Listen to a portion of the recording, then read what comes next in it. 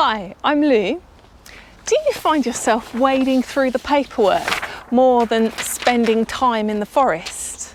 Are you confused about how to plan a session whilst maintaining the child-led ethos of Forest School?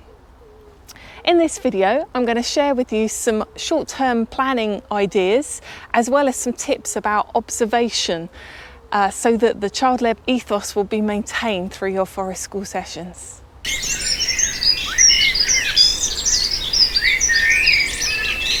One of my favourite things about Forest School is that it's learner-led. You never really know what might happen in a session or where learners might want to take things, so it's always exciting. One of the misconceptions I've heard though is because Forest School's learner-led and play-based, you don't need to plan, you know, like we just rock up with a group of kids and just see what happens. Which unfortunately isn't true. we do plan, but we plan in a way that will facilitate child-led learning. So it might look to an untrained eye like we're just rocking up, but actually behind the scenes quite a lot of preparation and planning has gone into things to make it successful. One of the crucial things we do at Forest School is observe our learners and really get to know them, and this is important so that we're then better able to plan to meet their needs and to take things in a direction that will be of interest to them. We also need to ensure that the participants feel safe and comfortable in the environment. So one of the ways we do this is through having a certain pattern or rhythm to the sessions that is repeated each week so that they kind of know what to expect and they feel happy and secure in the space. In this video, I'm going to share with you some ideas that have worked for me as a Forest School leader in terms of short-term planning. So looking at the patterns of a session and also looking at the observation cycle and how that helps with planning. I should just say these are things that help me and have come out of my head. I'm not saying that these are the right way to do things. As a Forest School leader, you will have your own way of doing things, you have your own style. There is no right or wrong way of how to plan a Forest School session. So it's about finding what works for you as a Forest School leader, but I offer these ideas out there in case they're of use to you. Just a reminder, this particular video is specifically about short-term session planning. So to get a full picture of the planning process, you might also want to check out my video about long-term Forest School program planning as well, because you need both elements for a successful Forest School program. So I've got the link down in the description below. So I want to start by talking about the pattern or rhythm to a session. Over the years, I've noticed that each Forest School session will have its own flow, its own energy, its own rituals, its own kind of pattern, or routines perhaps would be another way of saying it. And in terms of short-term planning, if you know what patterns fit your style of Forest School and the learners that you're working with, then you can use that as a framework to then drop details into. Every Forest School session is going to be different depending on those 4 circles that I mentioned in the long-term planning video, but there should be this kind of core foundation or framework that you can then plug those elements into. So let's look at a Forest School pattern. Now, there are kind of 3 phases to a session as I see it. There's the transition into something, so there's the transition in. Then there is kind of getting to the point of learner-led flow, and then there's the transition out of the session.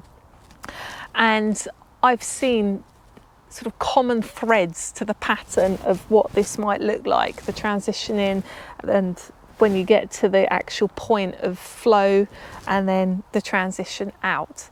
The in and the out bits tend to be the adult directed bits, and then the actual child-led flow is the bits where the learners are taking control and are in a state of play, I suppose, or flow. So let's have a little look at what this might look like. So even before you start, even before you've left the school building or the organisation that you're coming from's building, there's a level of preparation. Or that could also be anticipation as well. So, there's certain routines and patterns that might take place to get ready to go to forest school. So with little children, that might be, putting on your waterproof clothing. Maybe you've got a buddy system to help get dressed. When I was teaching, I used to put a slideshow of pictures of previous forest school sessions on whilst the kids were getting changed for forest school, to kind of refresh their memory what they were doing in previous weeks, for example. So it's kind of building that excitement, building that momentum. So preparation. Then there's the actual journeying to the site. So different forest schools are going to have different distances to travel, different modes of transportation. So it might be that little children are walking on a rope bus to keep together, or a buddy system, and they're walking to their forest school site. Others might be going in minibuses or coaches to get to their site. It might be about kind of carrying the equipment. Maybe that each child has got a rucksack and they've kind of planned what they want to take and they're carrying it there. Maybe some forest schools have songs that they sing on their way to forest school that's part of that pattern, part of that rhythm to the session. With teenagers, it might look like, you meet them where they arrive in the car park, and you're walking to site and you're kind of having a catch up about how their week's been, for example. That might be part of the journeying. Then we've got what I call crossing the threshold. That could also be called entering the site, I suppose.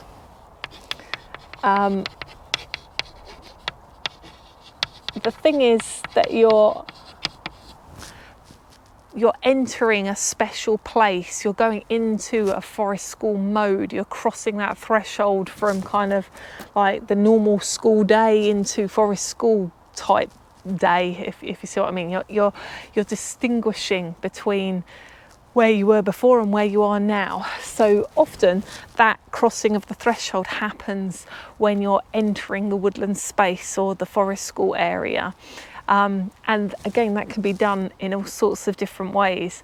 So I know that many forest schools might have characters like the guardian of the woodland. It might be a cuddly toy, it might be a clay face on a tree, it might be a particularly fine tree that is at the entrance of the woods that they call grandfather oak or grandmother beech or something.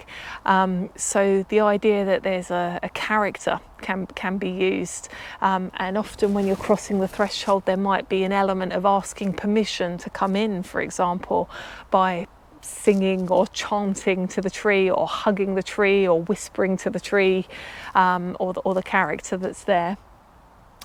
It doesn't have to look like that though. It could look like all sorts of things. Some people use that entering of the space as an opportunity to hook the learners into a particular topic that they've observed the children interested in previous sessions. So there might be a message left, for example, in a treasure box, and maybe the previous week you saw the children starting to turn over logs and noticing that there are bugs and mini beasts around. So in the treasure box this week there are some bug pots, some magnifying glasses, and some things to help them explore that element, and with a little secret note saying maybe these are useful to you. So it can be used in that way as well. Some of these elements as well, once you get going with the program, can be co-created. So I'd like to share a crossing the threshold that some teenagers that I work with kind of created. Their site was a few trees around their playing field in their high school, and so it I mean, it was an okay space. It wasn't very big, but it was okay. But it did tend to get kind of lots of litter and stuff dumped into it. And one day, one of them found like an old mat, like a doormat, and they were like, "All right." And so they put the doormat at the entrance of the wood, and their kind of crossing the threshold was to wipe their feet on the doormat as they came into the woods, which I thought was quite funny. But that was something that they had created as a community, and became part of the routine, part of the rhythm of the Forest School programme. So there's that crossing the threshold. It's something that marks your coming into Forest School time and space. So then once you're in the space, and certainly these next few sections would happen very much at the beginning of a programme. It might change over time as people become more safe and secure in the space. But there must be something around kind of establishing boundaries.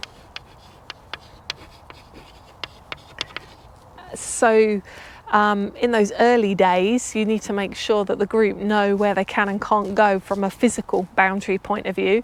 Again, depending on your Forest School site, that may be very obvious because maybe it's a fenced in small area, but maybe it's not. Maybe it's a bigger piece of woodland, and you have to establish the boundary in a different way.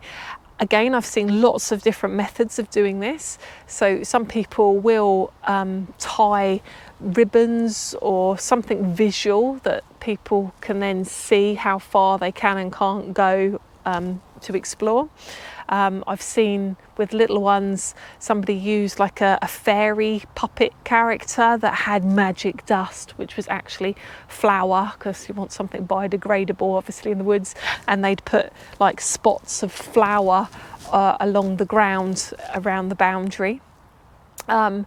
I've also seen people in a woodland that they're using regularly. They've actually created dead hedges using sticks and things to mark that boundary.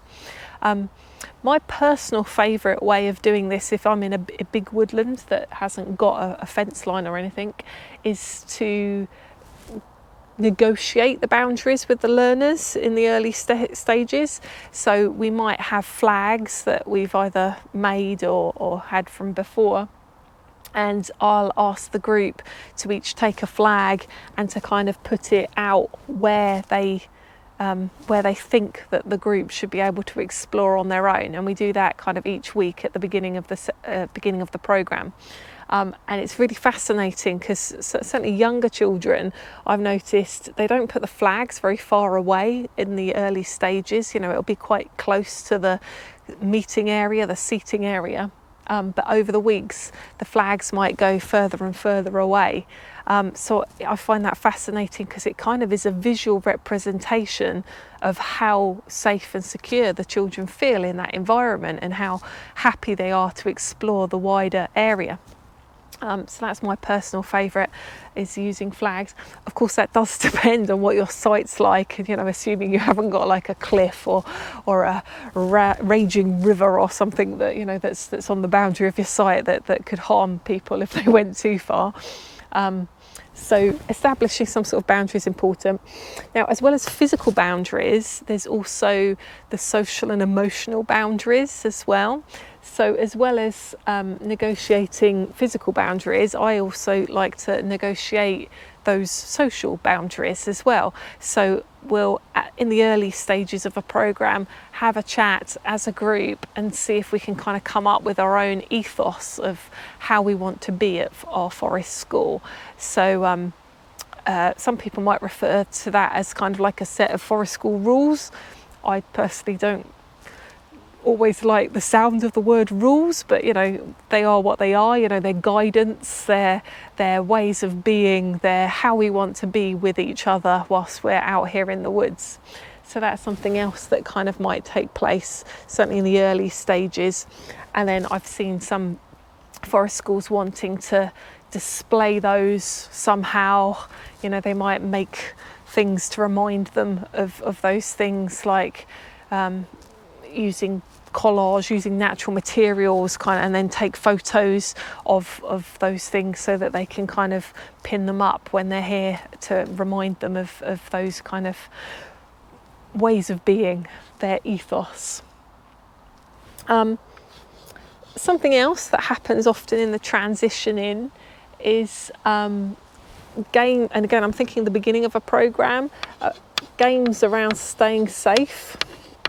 So there might be certain things that need to be practiced, and often this is perhaps more so with younger children.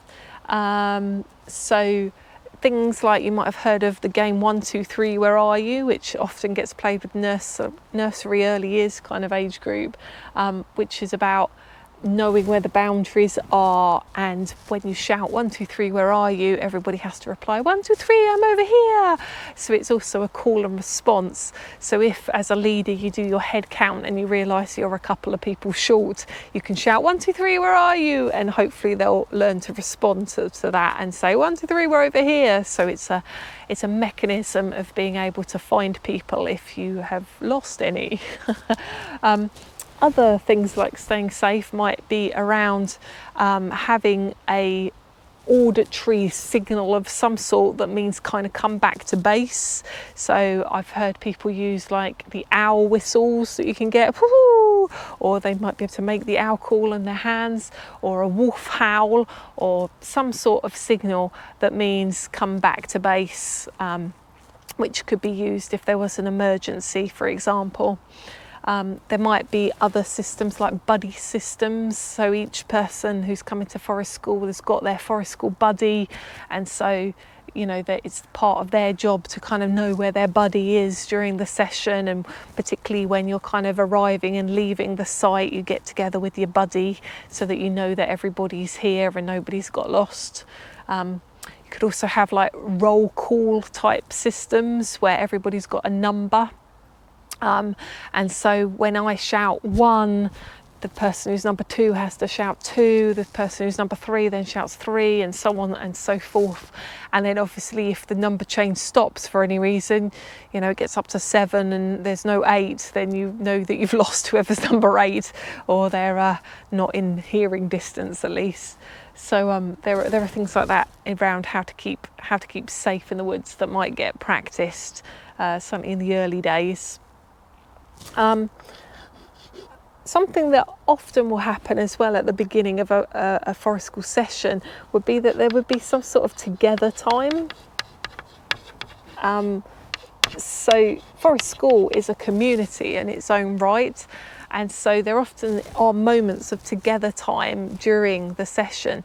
Often together time happens maybe at the beginning of the session and maybe again at the end of the session as well, to kind of strengthen that sense of community. If it's done at the beginning of the session, there may be certain name games. If the group don't know each other already, in the early days that might look like kind of icebreaker games, name games that get kind of used to help people get to know each other. It also often is about kind of what people are hoping to do in that session at the beginning as well, which as a forest school leader can sometimes be quite useful to kind of give yourself a heads up in what direction the learners might want to take things. So there's often sometimes some coming together time. And then also in the early stages, sometimes learners aren't completely comfortable of being in the woodland environment, or they might not know what to do, particularly if they haven't got much experience of being in an outdoor environment. They might be bored fundamentally because, well, I haven't got the iPad, what am I meant to do, kind of thing. Some learners don't know what you could do with a stick, for example.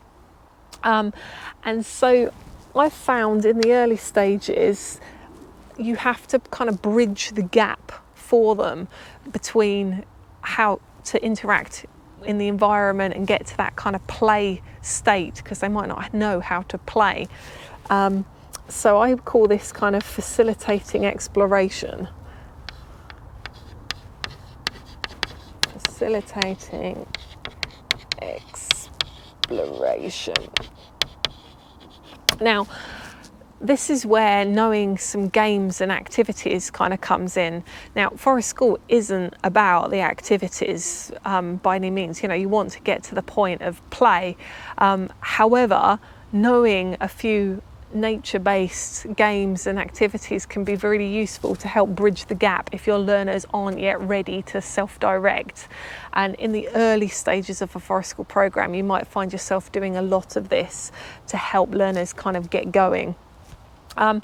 In my experience, so there are hundreds, if not thousands, of different ideas of what you can do outside with children. And there's some fantastic resources out there in books and on the internet. But when I'm looking for ideas for this particular slot, I'm looking for something quite specific. So it has to be a very open activity, like an open-ended activity, an activity that has no right or wrong way of achieving it, because that's quite important in the non-judgmental atmosphere of Forest School. You want something open and not any particular right way of doing it. So the two kind of categories of activities that I've found useful for this are what I would call the sensory activities, so games and things that encourage us to expand our senses, to use perhaps senses that we don't often consciously think about. You might have come across games like Camera and Meet a Tree, which are games that Joseph Cornell developed in his book Sharing Nature with Children. You might have come across games like Rainbow Chips or Smelly Potions and Cocktails. Those are games that have come from the Earthwalks resource from the Earth Education people. So those are, can be used in a Forest School kind of way potentially. So sensory games, I find, really kind of help people explore things and help them start to notice things that perhaps they missed before. So there's that.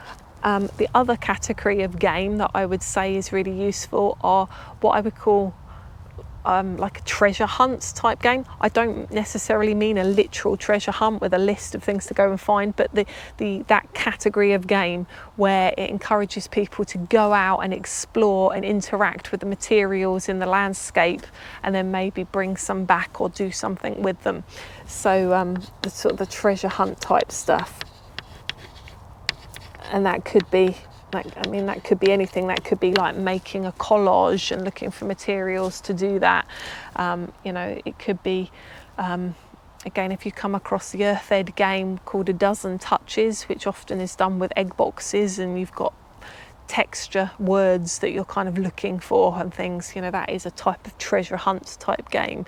But again, there's no right or wrong to it. It's not about knowing knowledge, it's about experiencing the world. So it's important that those games, if you are using them, have that element to them, that they are open and that they're exploratory. So, as I say, I tend to only do this at the beginning of the programme, because once you get going at Forest School over the weeks, you won't need to do it. But I'm using this to bridge the gap into this next section here, which is the child-led or the learner-led play.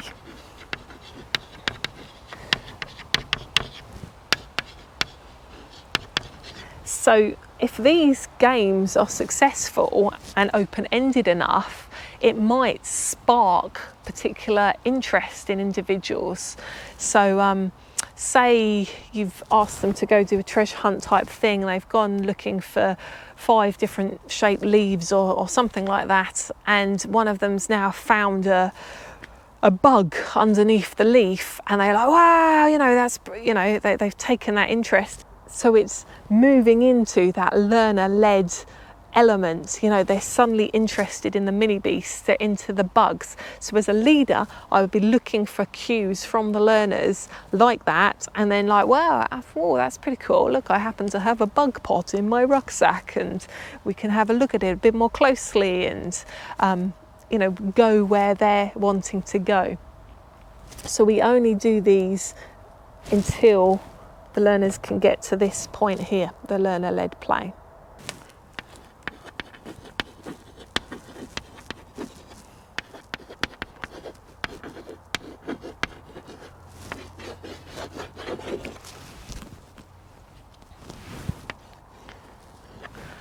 So I want to expand on the learner-led play elements as well, which is basically the heart of Forest School. That's where we're aiming to get through. That's where all the cool stuff happens.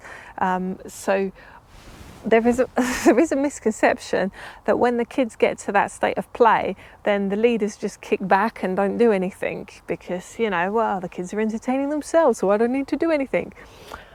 No. No, again, it might look like that to an untrained eye, but what the leaders are doing can be very subtle. But if you get the balance right between careful, gentle facilitation in play, then the growth and development of a child or an adult for that matter can be maximised. As opposed to if you leave them completely alone to do whatever they're doing. Of course, the trick of being a good leader is knowing when to sort of gently step in and when to keep your nose out, because you can also completely disrupt and upset a person's play by being too proactive as well. So one of the skill sets of the leader is knowing when to step in and when to step out. So I'm going to just explain a few things that is happening whilst play is taking place. So what we do as leaders to help facilitate that. So observation is absolutely crucial.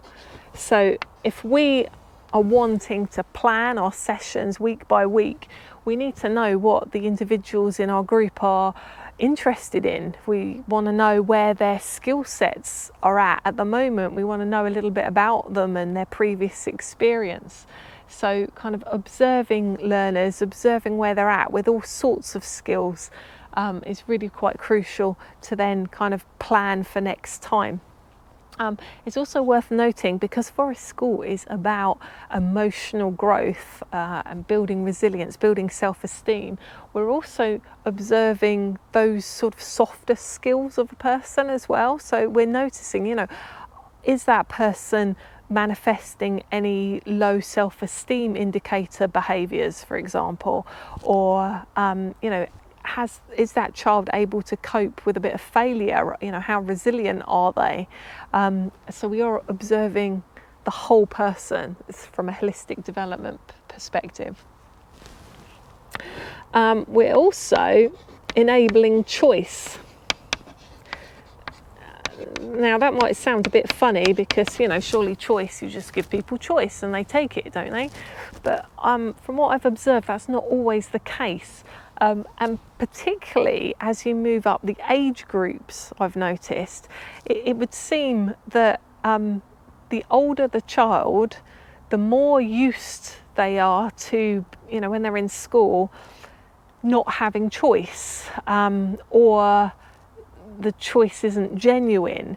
So for example, if you've got some Key Stage 2 children, you've got some Year 6s, 10, 11-year-olds, and you say, off you go, you can choose what to do. Sometimes they look at you as if they think, is it a trick? Is it a trick? Am I allowed to choose? Or do you secretly want me to do something in particular? Again, I think it's because sometimes in education, people get asked questions that aren't really questions. You know, like, would you like to come and read now? Often isn't really a question. The teacher means it's your turn to come and read now, come over. And a child kind of learns that in the education system.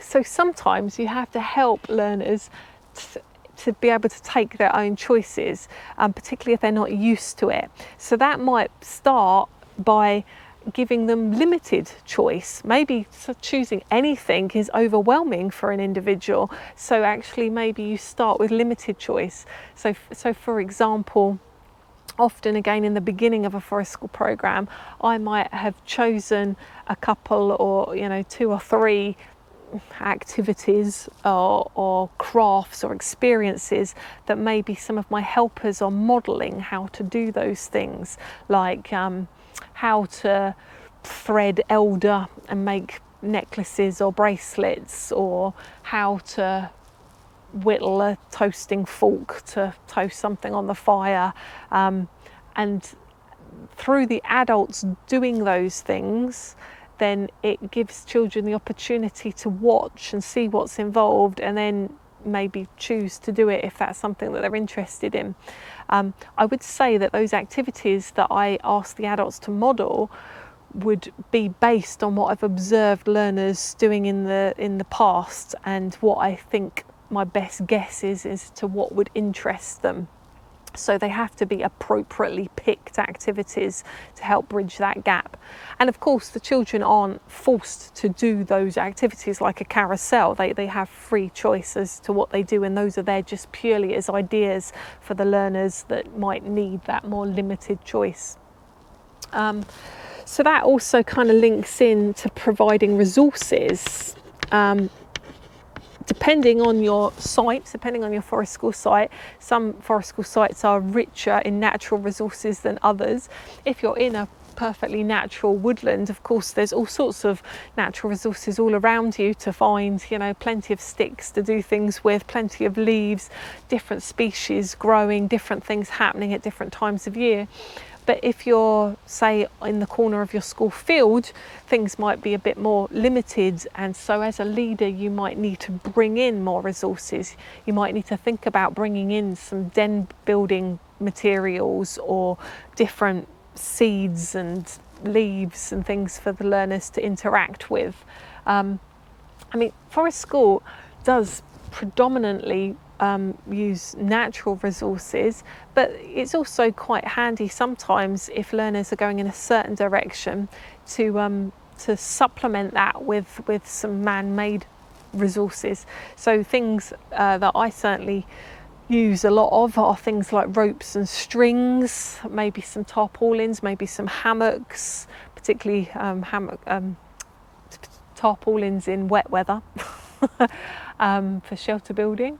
You might have maybe a few books, for example, on particular topics that you know certain individuals have shown interest in case they want to expand their understanding of certain things, bug pots, that kind of thing. So maybe we do sometimes bring in certain resources. What I learned in my forest school journey was at the beginning, when I first did my level 3 training and we first did our little pilot program, we had loads of kit. We had to carry a whole trolley of kit to the forest school site. We had bug pots, we had crafting materials, we had tarps, and we had all sorts of stuff. Of course, you know, the kids don't use half of it. You know, you don't actually need loads of it.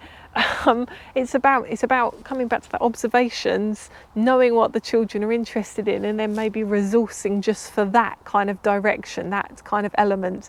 And I think certainly forest school is the sort of thing that once you've run more programs, once you kind of know what you need and what you don't need, you travel lighter.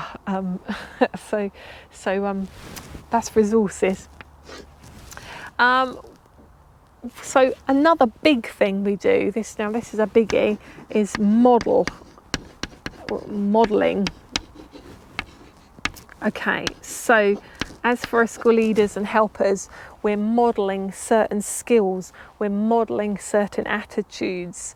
So this is modelling in the widest sense. So during play, we might notice that maybe there's a child experimenting with the ropes or the strings and they're wrapping stuff round.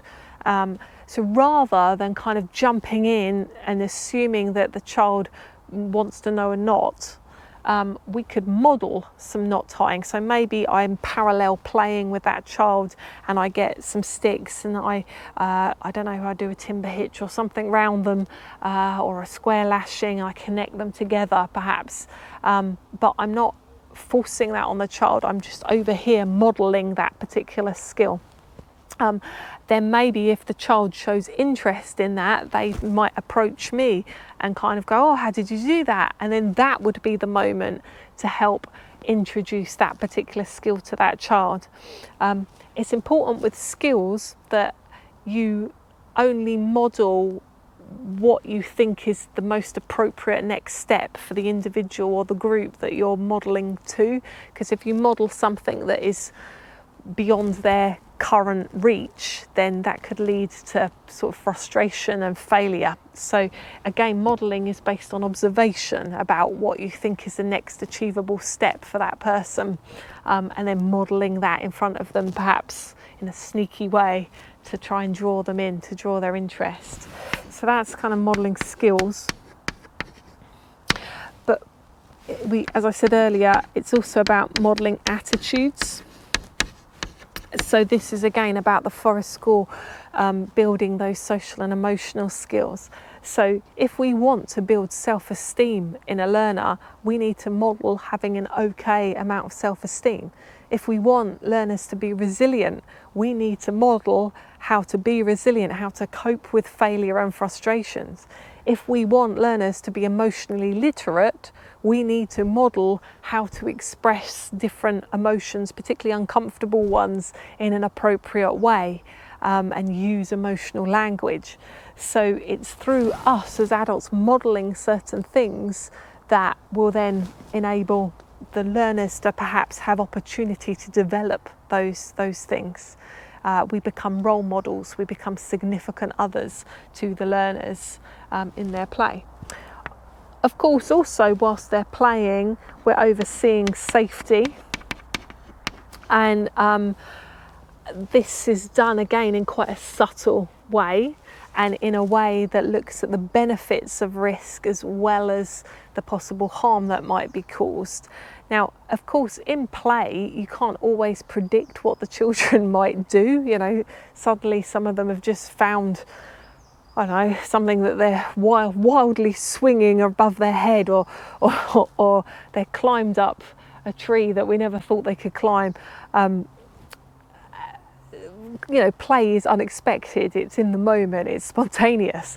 So it's really important to understand how to dynamically risk assess and to weigh up the benefits of the things that the children are participating in up against the harm that can be done. So, you know, part of the role of the Forest School leader is to have a really solid understanding of the process of risk assessment and making those judgments.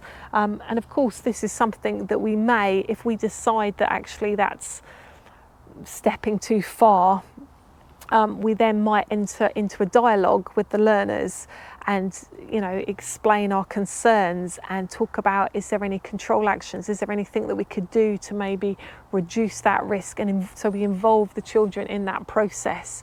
So having those discussions as a leader is kind of part of the play process, is helping the learners understand how to do risk assessments for themselves whilst they're in their play.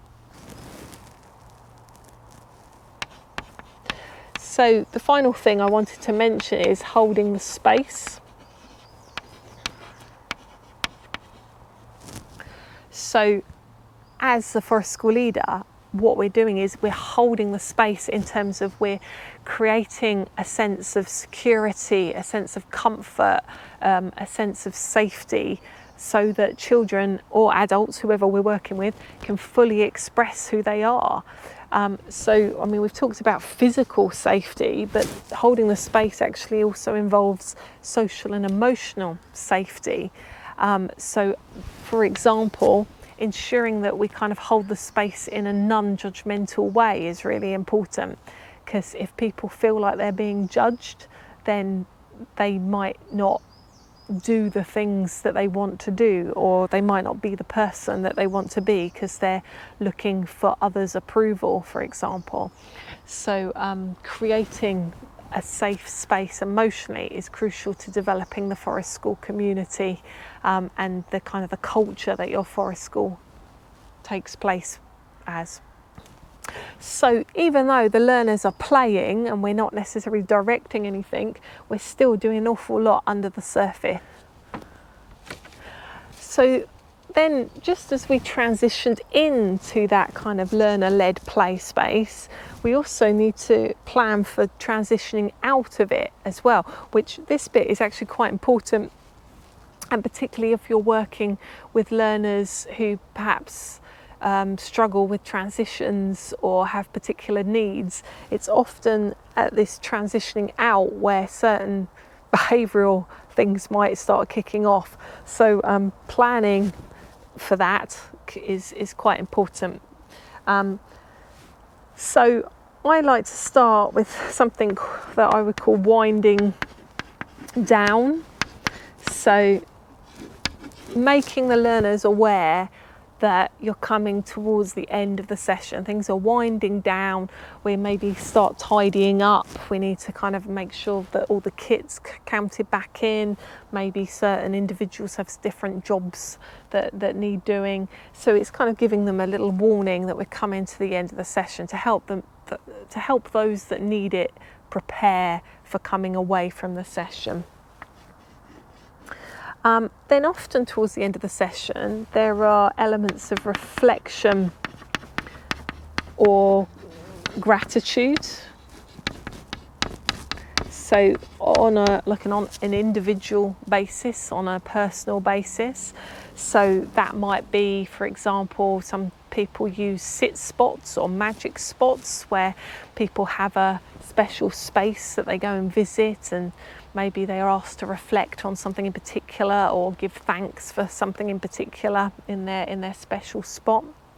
There is also usually some sort of together time.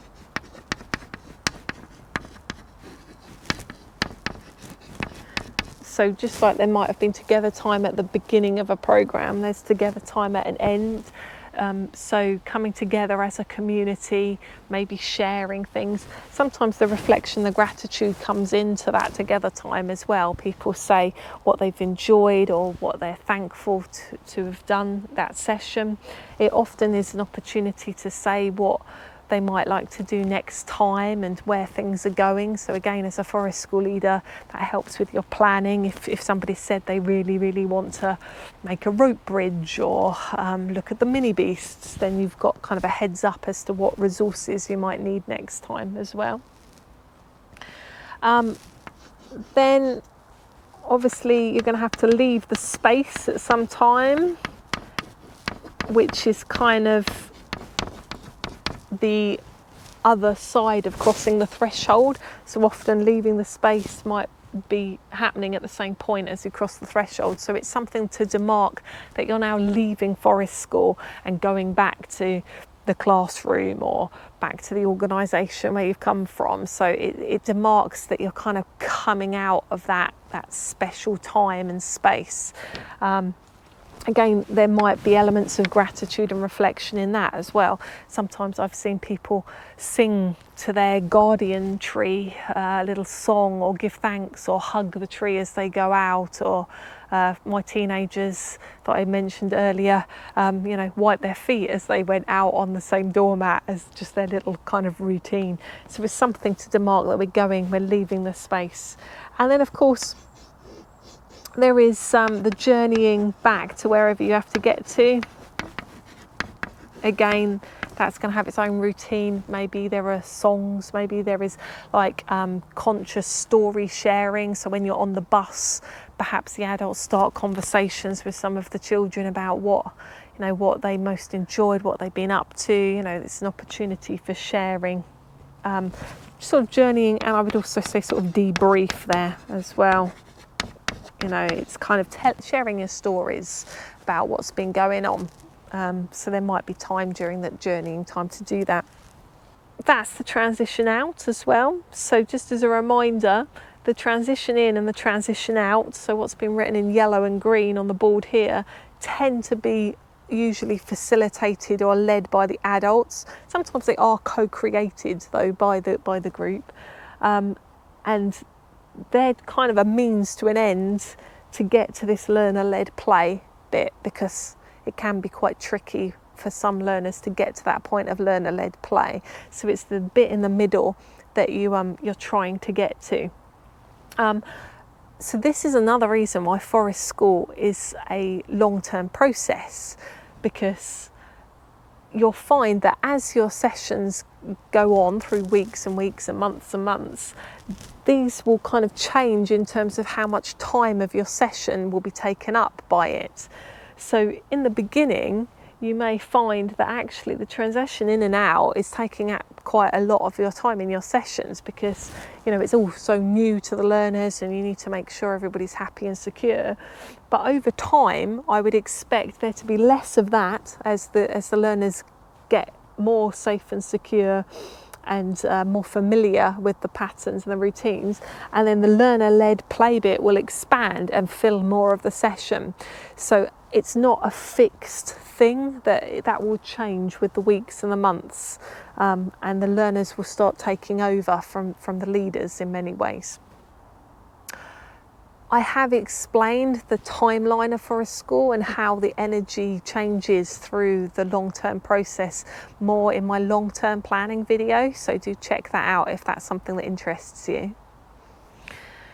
Something else I think it's worth mentioning, because Forest School's long-term and because you have a pattern to it, is it does enable Forest School groups to co-create like their own Forest School culture, and there's continuity. So for example, often like the crossing the threshold part of a Forest School programme is something that is unique to that group, to that site, and therefore it becomes theirs. There's ownership to it. It becomes part of the culture of that Forest School, which I think can be really, it's really special for a group to co-create routines and rituals and rhythms that are unique to that particular group. It helps connection with both the people and the site. So it's worth thinking about elements in your session plans that have familiarity. So it's useful in your session plans to have elements that are continuous week by week by week, like a character, for example, or like somebody that's leaving you messages, or like particular songs, or elements, things that you do each week that are familiar, can really build that sense of community. So I use this pattern as a way of helping me plan my session plans. So planning at Forest School is only one half of the circle. The other element that we need to think about is observation and how to do that. So in this section, I want to explain a little bit about what I call the out cycle of observation. And it incorporates three things. So you've got observation,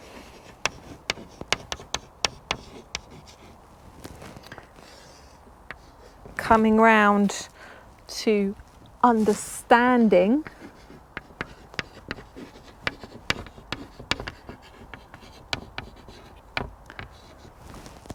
which comes round to, I'm using the word teaching in this, but really it should be facilitation.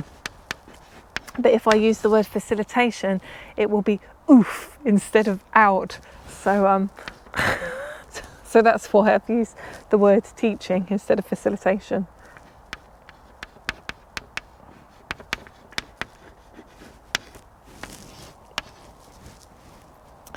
So OUT, out, the out cycle. Now, this is a cycle that helps me kind of tailor my planning, which kind of comes into the teaching element, through really carefully looking at what observation and understanding actually means.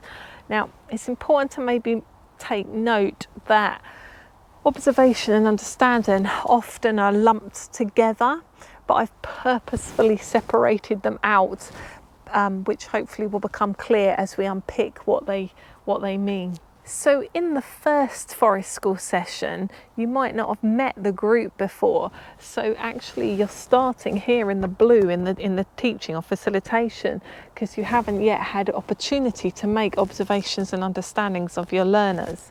So you're going to have to make your best guesses based on the learner's age and what you know about them, if anything. I would start by using the 4 circles mandala kind of long-term planning, which I explain in my long-term planning video if you want to check that out. But once you start running, once you've even had one session, you're going to be able to gather a lot more information. So I want to unpick what I mean by each of these three elements and how that is at Forest School. So some tips around observation is, first of all, be subtle with your observations, okay?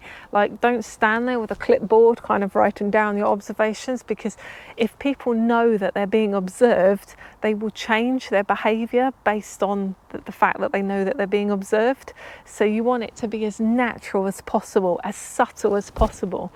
A technique that I use quite a lot is parallel play techniques. So there might be a child or a group of children, over a few meters over there, and maybe they're, I don't know, building a den or something like that, and I'll be maybe using some sticks and doing my own little project over here. So if anyone looks over, it looks like I'm just doing my own thing, but actually I'm kind of in earshot of those learners, so I can hear what's being said and I can kind of glance and see what's happening.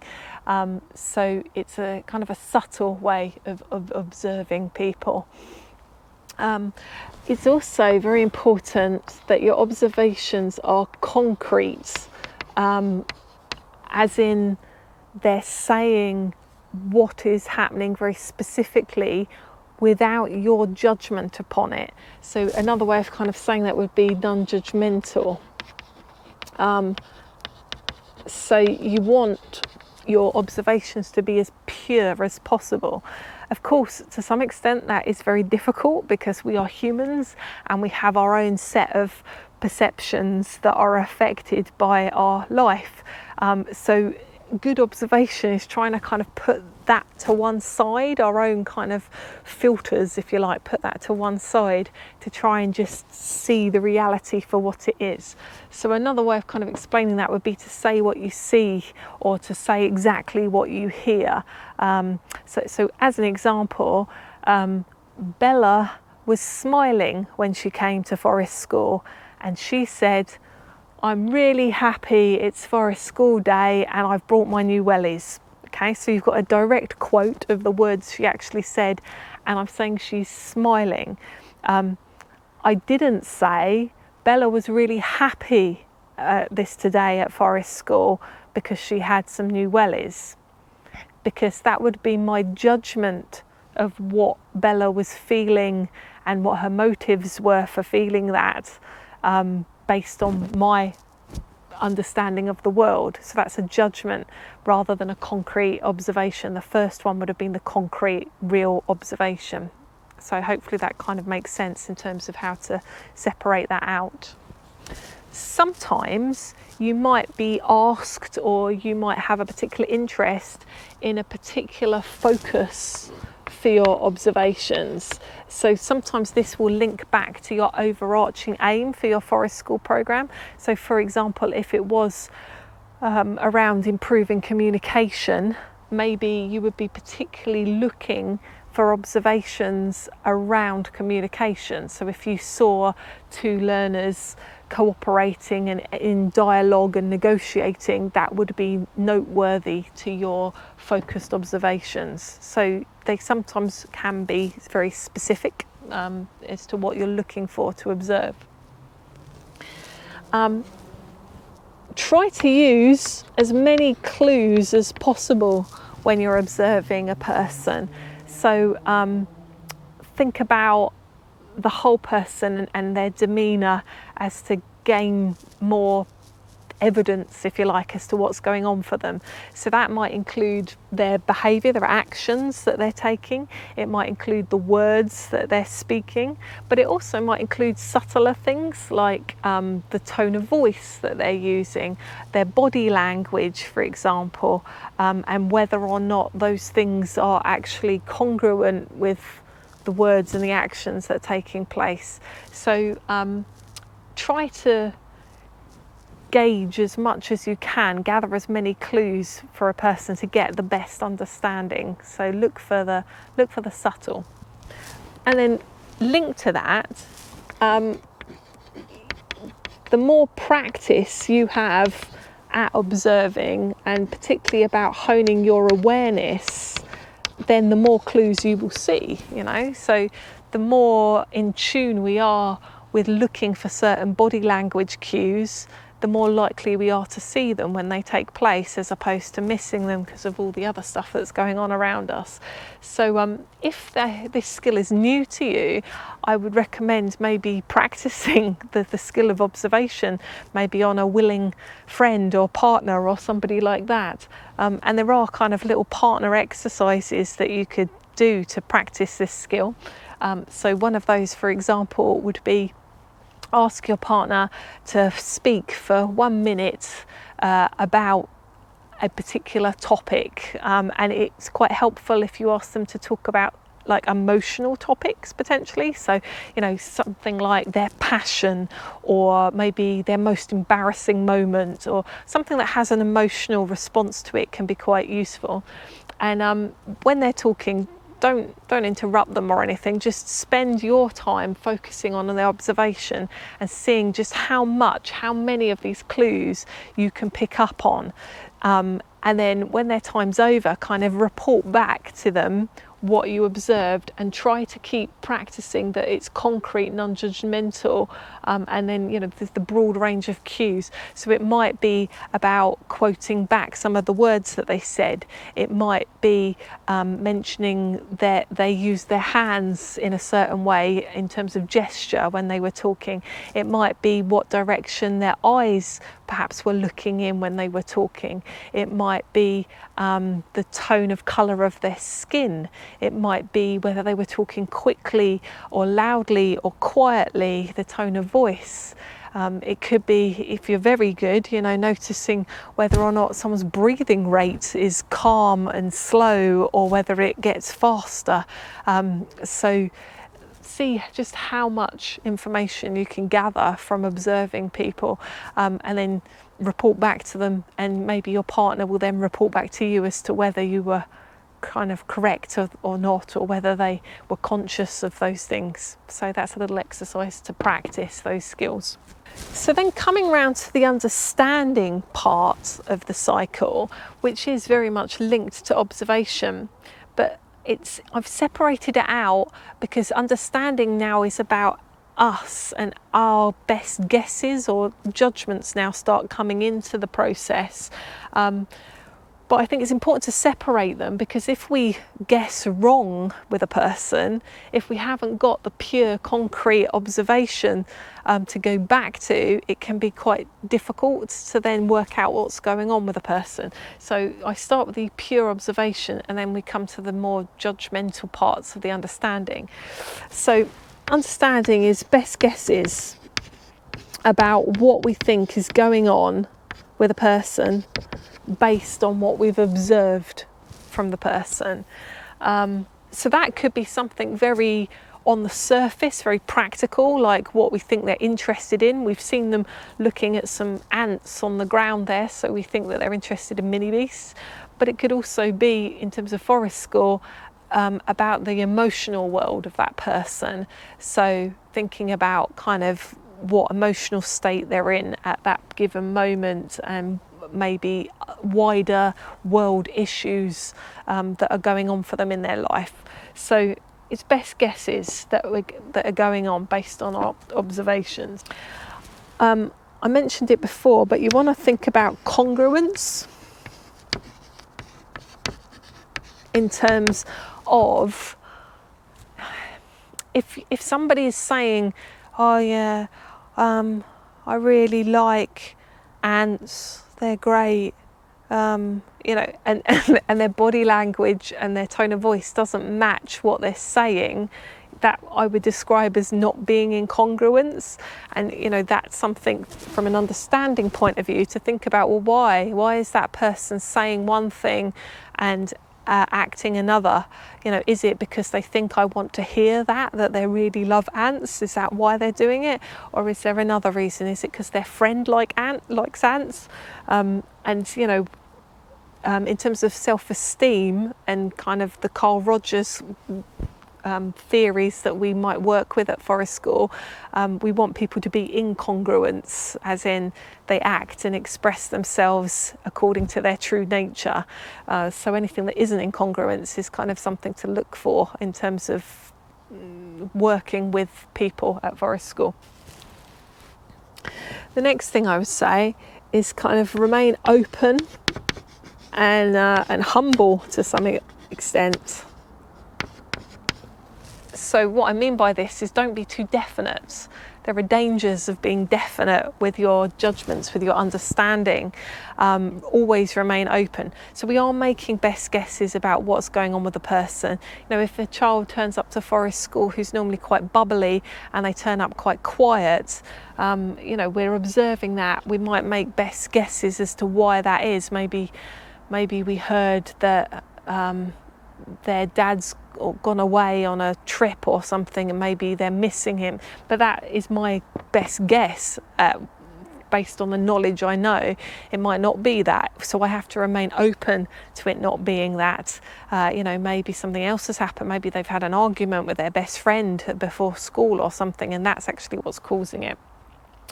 So don't be too definite. Always be open to change, because if we become definite, we become blinkered to other possibilities. So always remain open and humble with your understanding. So the last one for this is actually self-awareness. So we need to be conscious that our understanding is based on our understanding of the world and our perceptions. So the more we are aware of ourselves, the more able we are to recognise whether something is ours or whether it is the other person's, rather than just thinking everything is the other person's. So in order to explain this, I suppose a good example of this would be a trigger, like if you know that there's a certain trigger for you. So say in Forest School the children are looking at some bugs, and one child purposefully goes and kills the bugs or pulls the legs off of a spider or does something, and maybe that triggers some upset or sadness in you as a leader because you don't agree with killing bugs. So that's yours, that's your stuff. So you need to be self-aware that that's your stuff. That might be completely different as to what is going on with the learner in that moment, and the other learners in the moment potentially. So it's important to recognise, to separate what's going on. Something else in terms of self-awareness is the more we know in terms of theory about learning and development, then the more knowledge we have to draw on things in order to make the best guesses. So Forest School training, for example, covers all sorts of things, as I'm sure you know, like different learning theories and neural development and all sorts of things, holistic development. All of which are tools that we can use as Forest School leaders to help us explore maybe what is going on with a person.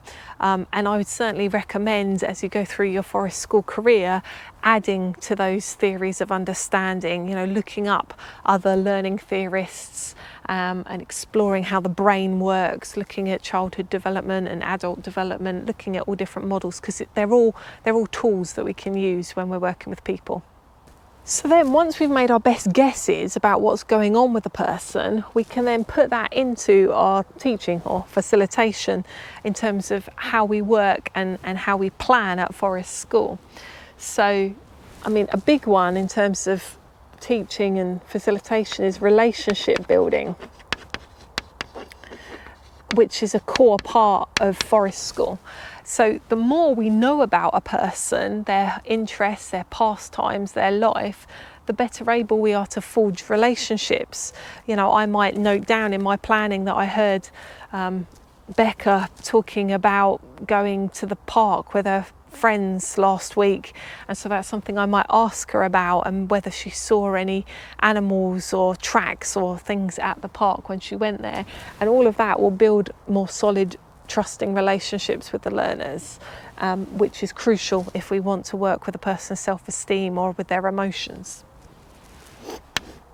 Again, our style of teaching or facilitation is very subtle. So it's all about helping people develop, but without the spotlight on us. You know, the important thing is them and their learning journey, not us. So the actual style of teaching needs to be very subtle. In fact, like I say, I don't often use the word teaching. I use the word facilitation because it is that subtle kind of approach. I'm going to use the word non-judgmental again. So that's a core part of being a forest school leader, is holding the space in a non-judgmental way.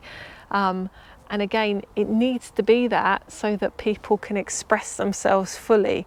People sometimes aren't themselves, or they're guarded if they think that they're going to be judged by other people. So keeping no judgment is kind of crucial.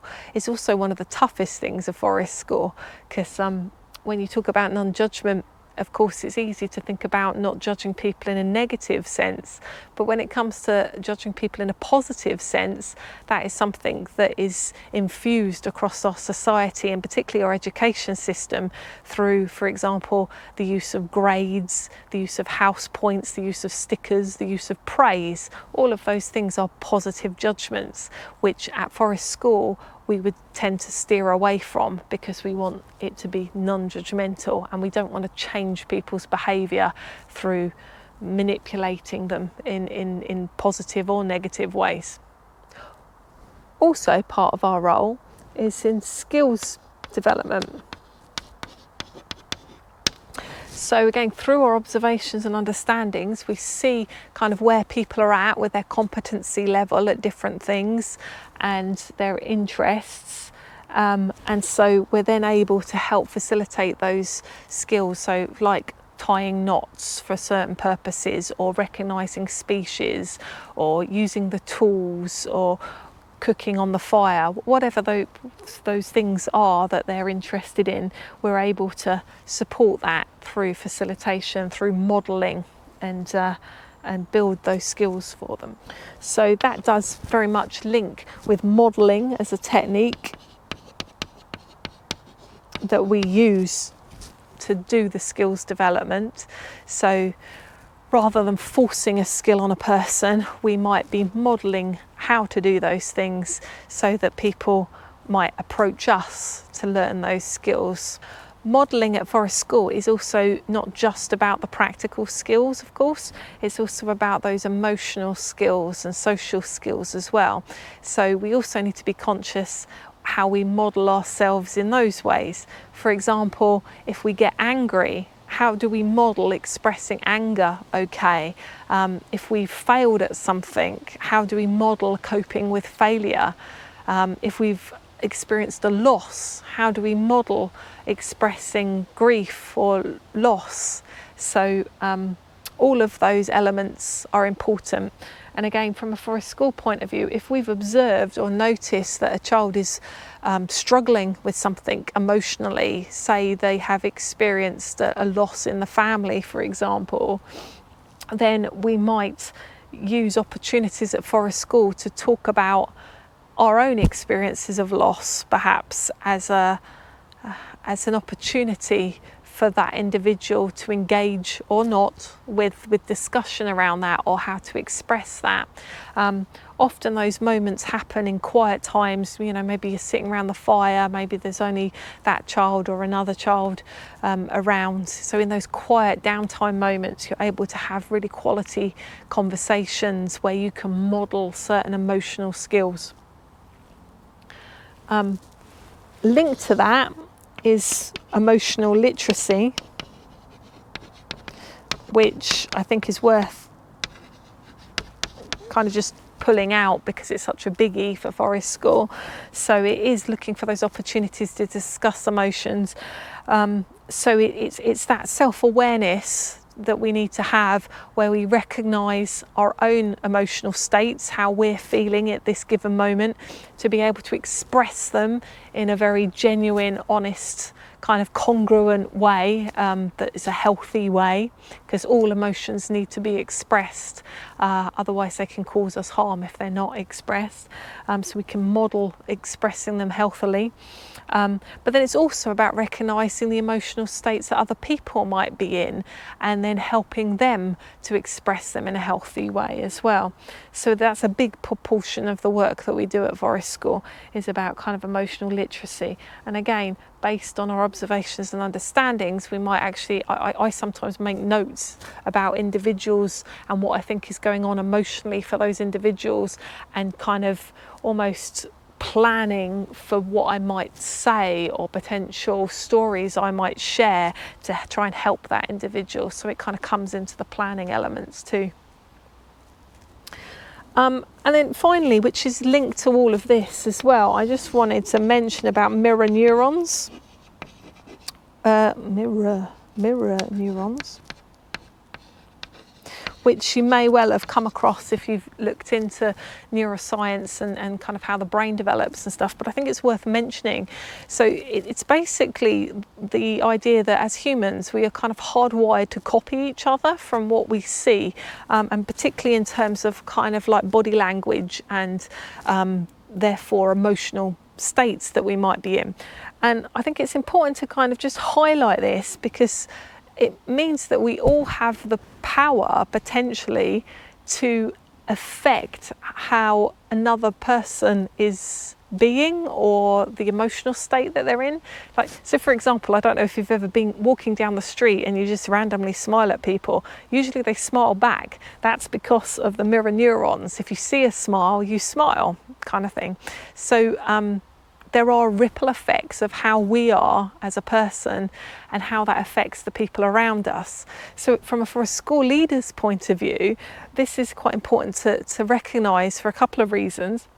Firstly, if you are doing some of this emotional literacy work with particular children that experience more uncomfortable emotions, we can use our mirror neurons to mirror what they're experiencing in order to get a better sense of empathy.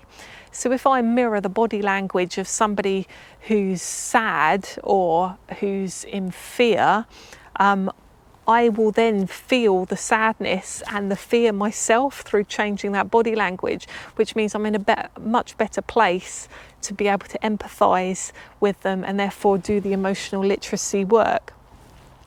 On the other side of things, it's also worth bearing this in mind, because it gives us the capacity to change the emotional state potentially of the people around us.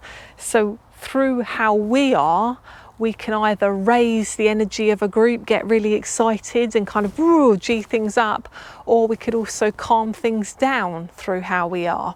So that, again, it kind of comes back to a lot of self-awareness. But how we use our mirror neurons can be really, really useful in terms of Forest School for doing this, particularly the emotional work. So I just wanted to mention that as a thing to recognise. So I use this out cycle to help me plan the individual sessions at my Forest School. So after every session, I'll write out my observations. I'll see if that can translate into any best guesses or understanding, and then all of that goes into the next session plan. And it might be general stuff about the session, but it also might be tailored on particular individuals as well, based on what I've observed with them. And so the cycle continues round as you go through session and session and session. I'll now show you what this looks like in practice in terms of paperwork by showing you a few examples of past planning notes. So I wanted to share with you a few examples of planning formats that I have used in the past. Here is a blank one of the template that I use, and you can see that at the top here you've got sort of general logistical information about the date and the time and any aims you have for your session, resources, the staffing, what session number it is, etc. And then on this left hand section here would be where I would create the session plan. So this is where the session routines would come in, Perhaps I would use that as a framework to work down. I also might put in any pupil-specific information in there as well about things that individuals are particularly interested in. Then over on the right here would be a space for actually notes and observations that has come from after the session, so that gets filled in after the session. And then at the very bottom there's a things to remember space, which again gets filled in usually at the end of the session to remind us if there's anything else that needs doing. And so that's what I kind of use as a template. On the back of it, because this template was used with secondary school age pupils, I've also got space to do individualised planning and notes. So there's a space here for the pupils' names, the learners' names, and then there's some columns here that are labelled PEMS, which is the PEMS scale, which stands for personal, environment, motivation and social. So that's a numerical system to score out of 5, and depending on what you observe that learner doing, it depends on what the score you give them, so that you're able to kind of come out with some numerical data at the end if you need to, which for this project we did need to. The PEM scale was developed by Forest School staff at the Bishop's Wood Centre in Worcestershire, and it was based on an original concept by Gordon Woodall of the Burnworthy Centre, which he called the Respect Model, and he was particularly experienced with working with older pupils with behavioural and emotional needs. Then you can see that there's a space here for a target for each individual, and so that might be a target that I've been given by the school, or it could be a target that we've come up with as a Forest School people, and then a space for some general notes and observations during the session. And then also, because this was secondary age, we were linking some of what they were doing at Forest School to qualification pathways, and so that's what that column was for as well. So you've got the general planning on the front, and then you've got specific planning for individuals on the back. And so here's an example of one that's actually being filled in as a plan. So we've got some session aims, some programme aims, we've listed the resources we need, but then here over on the left, this left hand box is of most interest in terms of planning. You can kind of see our routine. I'm not using the same language as I explained in the lecture, because again this program's been going for several weeks by this point, but you can see that there is a pattern of a routine. You know, there's like meeting in the canteen, getting change, walking to the sheds.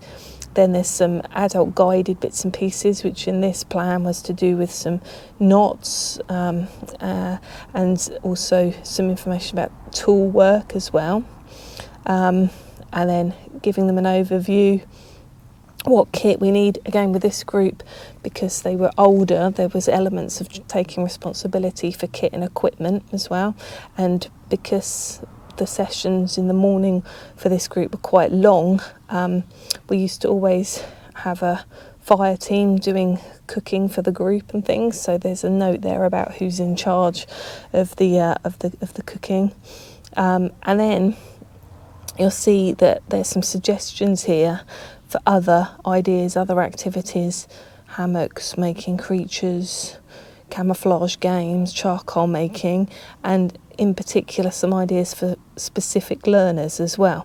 So all of these ideas would have been based around what we'd observed the learners being interested in the previous sessions, and these are things that perhaps some of the adults will be modelling during the session. So these are things that we would hope to be in that more learner-centred play part of the Forest School session. And then at the bottom here you can see there's a note about what's happening at circle time and the transition out as well. So that's the latter parts again that will be more adult guided at the end. So you've got the adult guided bits at the top, the adult guided bits at the end, and then in between you've got some ideas of how we might support learner-led activities. Then in preparation on the back of the page, we've got the learner names filled in. We haven't done the PEM stuff yet because they haven't had the session, but you notice that some of the aims or targets are already written in for the learners. Not all of them. That might have been because we were still waiting to get to know that learner or waiting to get to know what targets would be most appropriate. And so we've got that in preparation as well. So here is the same form, but it's after the session and it's filled in. And so you can see now we've gathered observation and assessment notes from the session and also to do with individuals. So this section that's been handwritten is a combination of the observations and understanding part of the out cycle.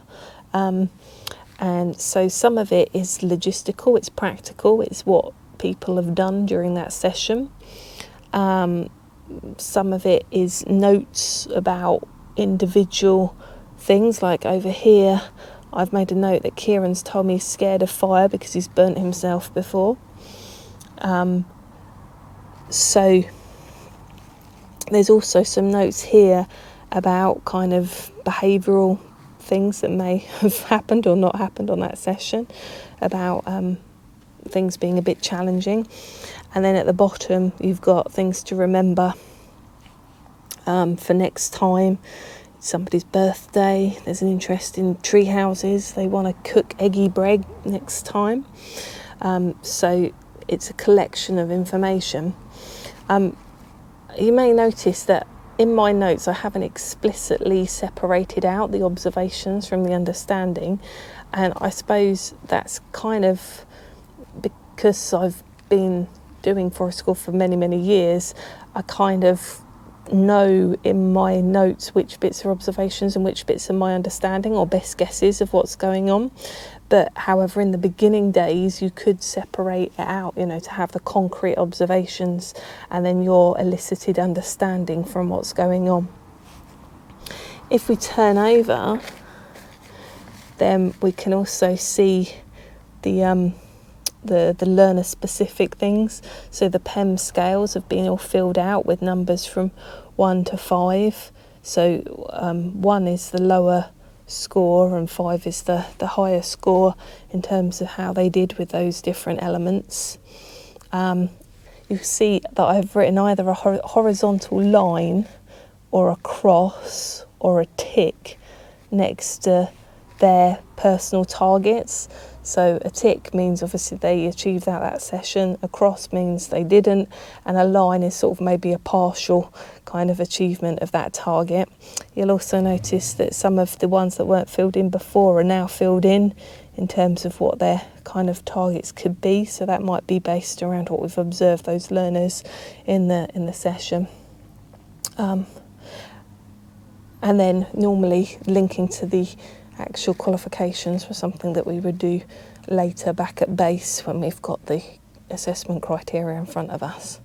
So something else that we would do with this group, so this was a secondary aged group that all had sort of either special educational needs or emotional behavioural needs, and so we're coming to Forest School for a particular reason.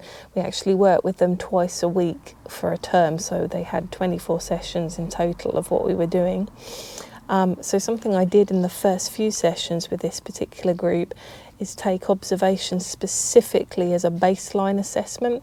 We didn't know anything about them before we started the sessions, and because we knew that the needs would be quite complex with this group, we started collating evidence. So this is an example of the baseline assessment for one of the learners, and again you can see that the content of what I've written is a mix of observations and my understanding of what might be going on in terms of best guesses. And so we just kind of do that. I usually do baseline assessments over like the first 6 sessions, just to get a good feel of what's been going on. You'll see I've also got a space here that says information from the school. So at some point we did get some communication from the school in terms of that learner's needs. And then because it's to do with behaviour for this particular learner, recording any known triggers which are based on what might have happened in some of those sessions, any known coping mechanisms that that learner may be familiar with, or strategies that might work. So I've made a record here that I've obviously used non-violent communication in that session, and it did work. It was an effective strategy. And then at the bottom, some particular suggestions for how to move forward with that learner, or any future coping mechanisms we could talk to that learner about maybe putting into place. And then, because of the nature of this group, at the end of working with them for the 24 sessions for the term, we created summary reports based on our observations and understanding of what's going on with the learner. So these were anonymised, but for each individual learner, we gave summaries of their key observations. We gave suggested next steps if the Forest School programme was to continue. We've also identified suggested support mechanisms and interventions that might work beyond Forest School, i.e. back in the classroom or possibly at home as well. And then a summary of personal and social dynamics.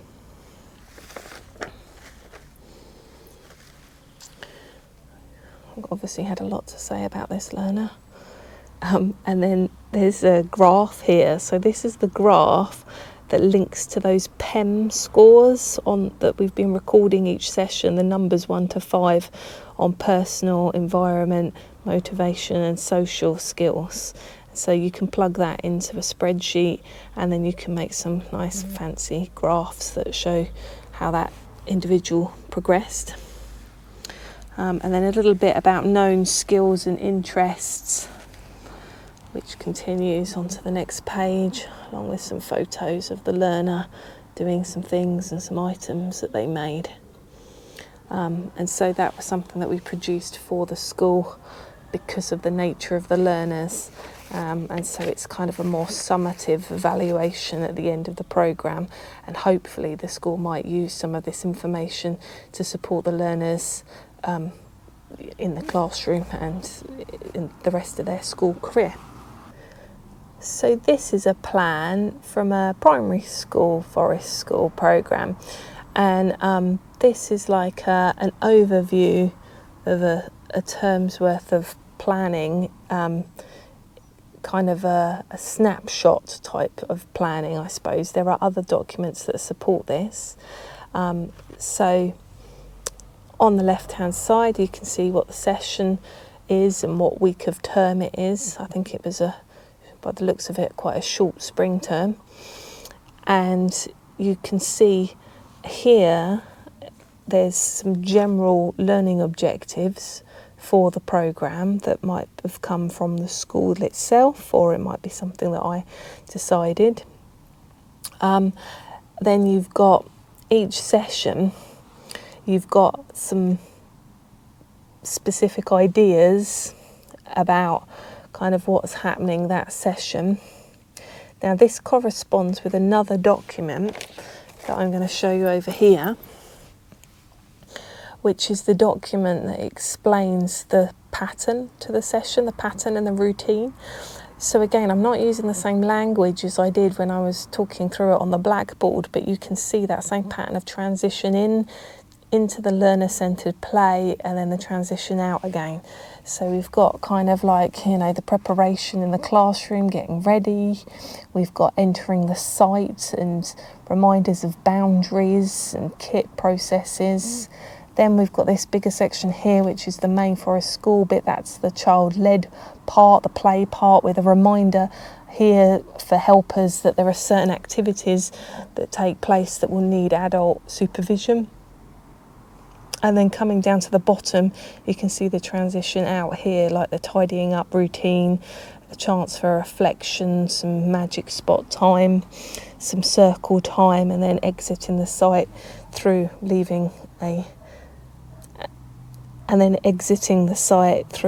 singing a little song on the way out.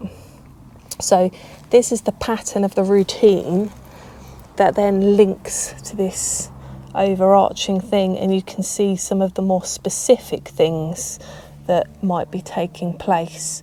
So you can see there's ideas there for kind of highlighting some of the rules and the boundaries in the kit, some highlighting of the free choice time and ideas around the magic spots and what's happening at circle time. And then you can see that that kind of changes a little bit over the weeks.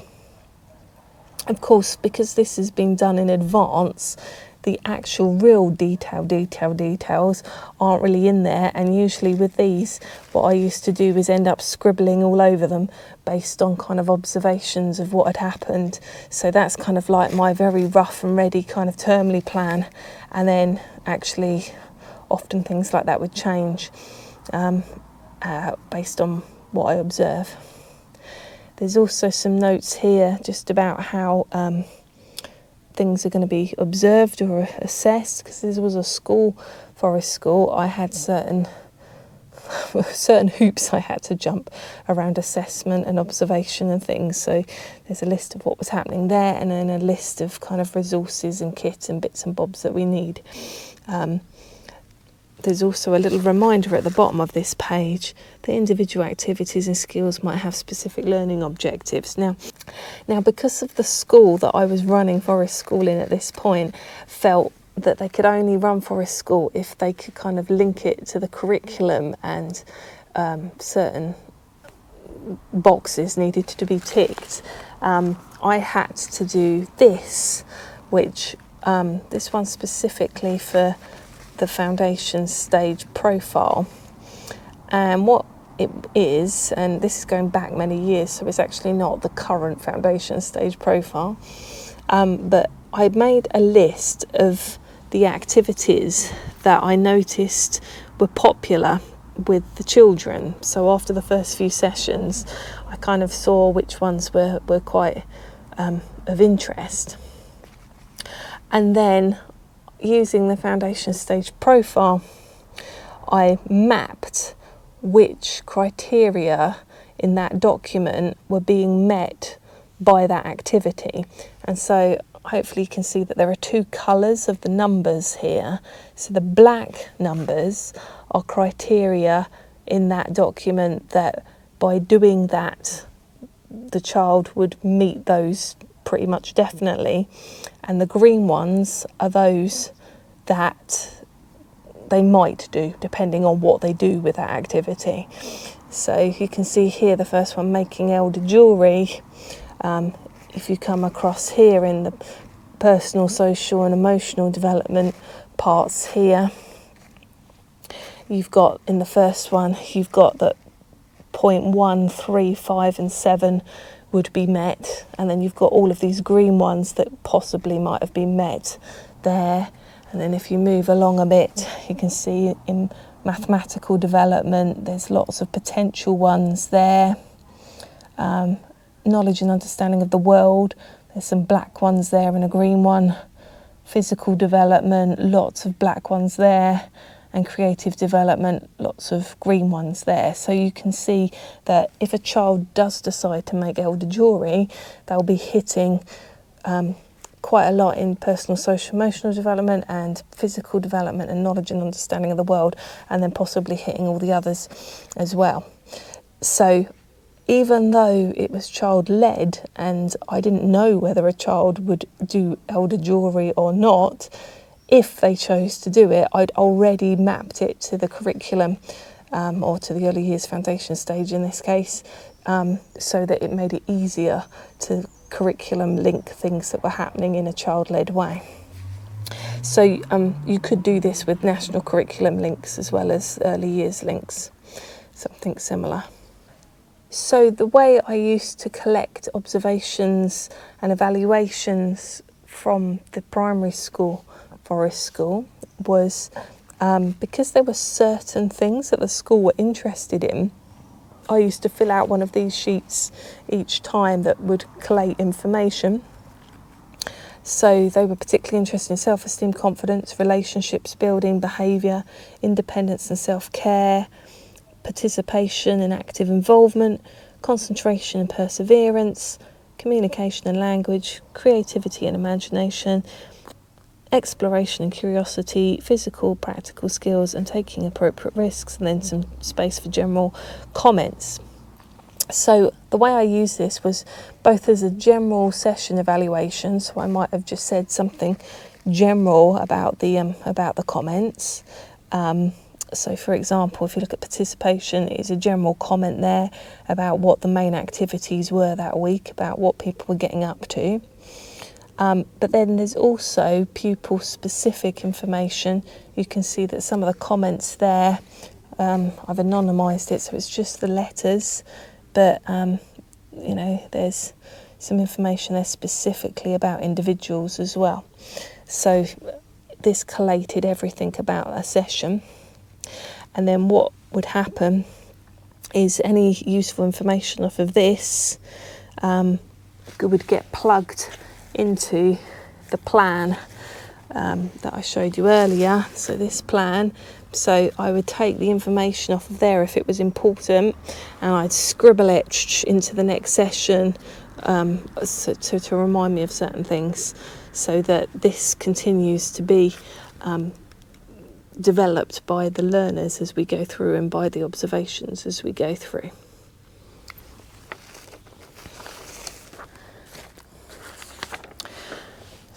Something else that happened with that particular programme was that there were certain learners in the group that the school wanted more focused observations from. And so this is one for one learner called Harry. And you can see that they've been taken through like a snapshot focused observation, a couple of minutes. And you can see here, these are a mix of observations and my understanding of what might be going on. And the way I distinguished between those two things is the things that are in normal font is the observation, and then if there's something in italics, that's kind of my understanding or my exploration of the topic. So here I've asked myself a question, you know, does he have issues getting dirty or messy elsewhere? Because he seemed reluctant to want to get his hands wet when he was pond dipping. You can see I have used exact quotes in some of the observations there in terms of technique of collating the observations. And so this wasn't necessarily done for every child in the group, but it was done for particular focused children, usually for a particular reason. So there you have two short-term planning models or tools that I hope will help you out. So you've got the session pattern or rhythm or routine, and then you've also got the out cycle of observation, understanding and teaching, which is really facilitation. So do feel free to share these and hope they're useful. Do remember, if you want a full picture of the whole planning process at Forest School, then do check out my video about long-term programme planning as well. I'll pop the link in the description bar below. Have you got a different way of short-term planning for Forest School, or any tips and tricks about observation? Do share them in the comments below. If you've enjoyed this video, do hit the like button and subscribe so we can see you in the woods again. Thanks for watching. Short-term planning can be confusing. Work out your session pattern that you'll be using. Observation and understanding is the key to run child-led sessions to the trees.